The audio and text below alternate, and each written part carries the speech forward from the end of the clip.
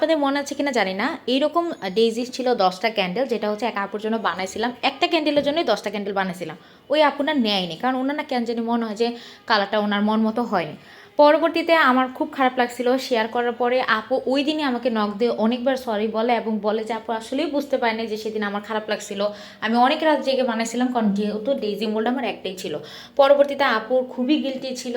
আমি জাস্ট বলে দিয়েছি যে আপু আমার আর আপনার প্রতি কোনো মানে মনের কোনো কষ্ট নাই, পাশাপাশি হচ্ছে আপনার প্রতি আমার কোনো দায় দাবি নেই, আপনি সরি বলছেন এইটাই অনেক বেশি।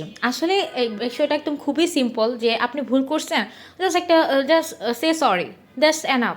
আসলে তখন আর কি দেখা যায় এই কথাটা আর বাড়ে না। কিন্তু সেই আপু যদি এই কথাটা না বলে আমাকে এটাও বলতে পারতো যে হ্যাঁ আপনি কেন শেয়ার করলেন, নিছি না, উনি ওনার দেমাক দেখাইতে পারতেন, বা উনি বলতে পারতেন যে এমন কি এমন হয়ে গেছেন। উনি কিন্তু এই ধরনের কথা বলেন না, যা আমরা এখন ইদানিং মানুষের কাছ থেকে খুব দেখি। আর এমনকি আমার পেজের একমাত্র ফ্রড কাস্টমার যিনি হচ্ছে প্রোডাক্ট রিটার্ন করছিল, ওই আপু হচ্ছে দেমাক দেখায় বলছিল পাঠায় দেন, টাকা বেশি দিয়ে নিয়ে নিব। আসলে এগুলো আসলে অহংকার আর কিছুই না। যাই হোক, ডিজিগুলো কেমন লাগছে অবশ্যই জানাবেন। আল্লাহ হাফেজ।